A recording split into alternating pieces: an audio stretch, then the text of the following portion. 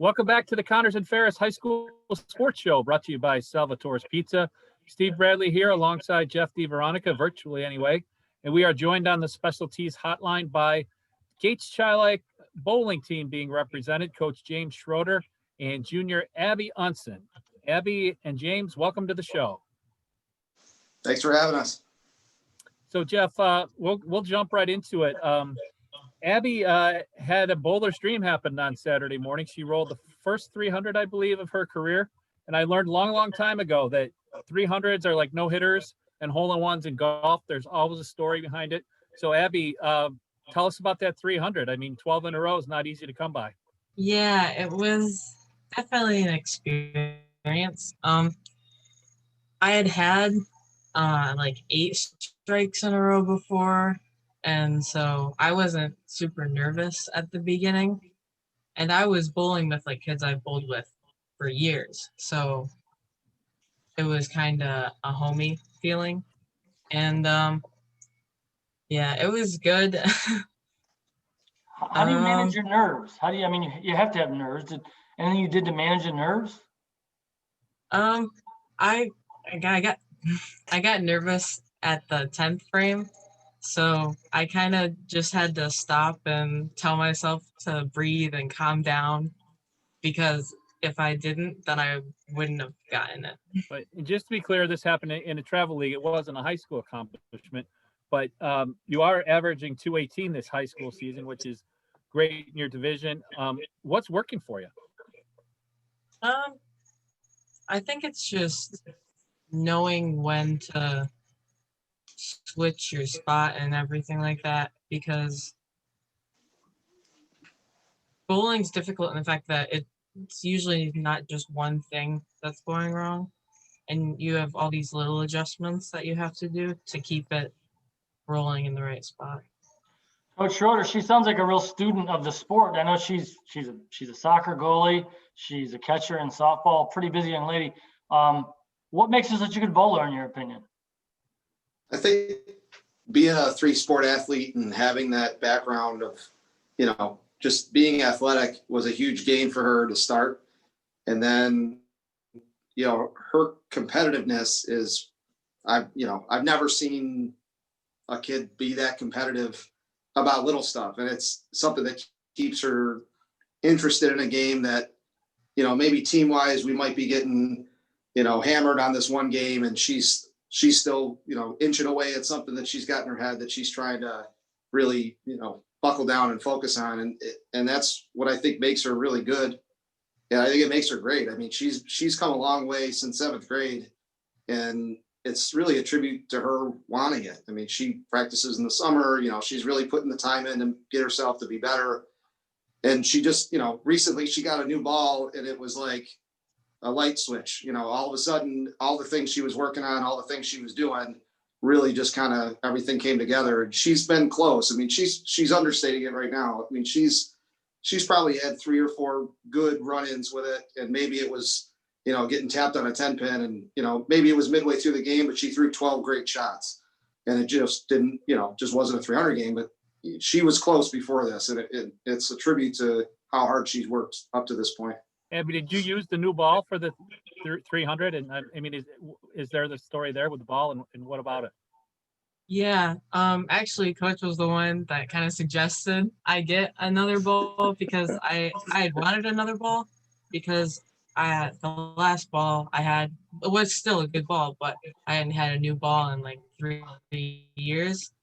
So after I had travel bowling on Saturday, so went there, and then the guy I go to, Chris, for all my bowling stuff, his shop was next to where we were bowling.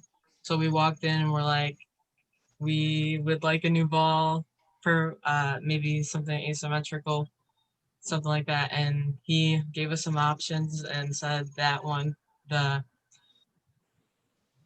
Omega Crux, I believe it's called, is a ball I use. He's like, I think that would be perfect for you. And we got it drilled and bought it.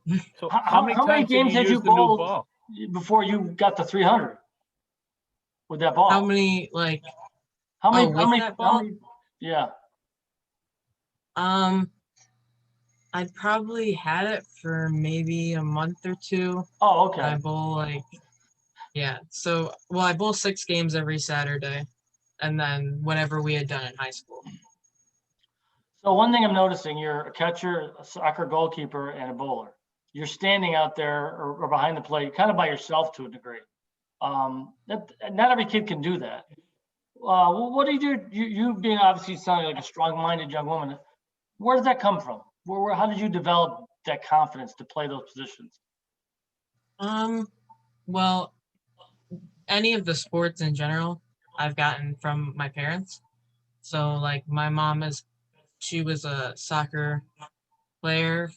She went to NAS for soccer. My dad was a baseball player in high school in Siena. Um, then my brother, who's like 5-ish years older than me, he did bowling and soccer and baseball. So it's kind of a family thing.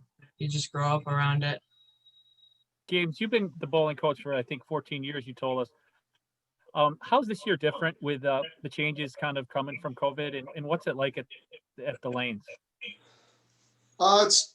It's different. I mean, right now there's no spectators, so it's just the coaches and the teams. Which, depending on how you look at it, there's positives and negatives for sure. It's nice to have the parents there, on regular years. But this year, I feel like it's a little bit more intimate. You really can kind of see everything. You got to get a good feel of what everybody's doing. Where normally there's so many people around, it's tough to kind of see it all happening. But different. It's quiet. It's kids that are new to it don't understand that normally it can get crazy. Kids really get into it. Fans, the parents, they can get rowdy a little bit, especially, sectional tournament. People walk into that and they don't realize that this is what's going on for Section 5 bowling. And it's loud. It's, ruckus. People are going nuts for it. But this year right now, it's a little different, but I think the kids are adapting to it, and I think that makes the team a little closer because there isn't that distraction behind you. And I definitely see a lot more gelling going on in between the boys and girls team that we have this year.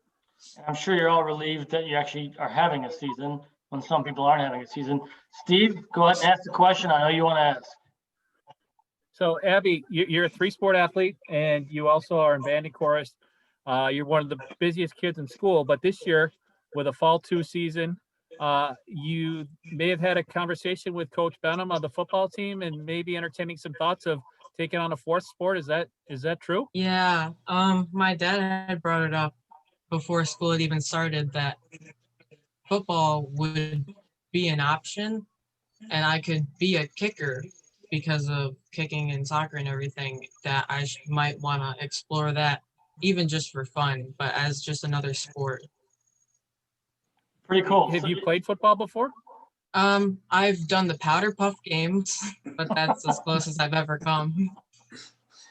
Well, you are our U.S. Army Warrior of the Week for many reasons, including the fact that you would entertain the idea of playing some football. So congratulations. Abby, thanks for making some time for us today on the program. We appreciate it. Thanks for having me. Coach Schroeder, thanks for coming on. Thanks for having us. I appreciate it. Steve Bradley, that's a wrap on our specialties hotline and for another edition of the show. Thanks for all you do, Steve. We appreciate it. Thanks for having me, buddy. It's fun. Have a great weekend, and we'll talk to you again next week, folks. You've been listening to the Connors and Ferris High School Sports Show, brought to you by Salvatore's Pizza.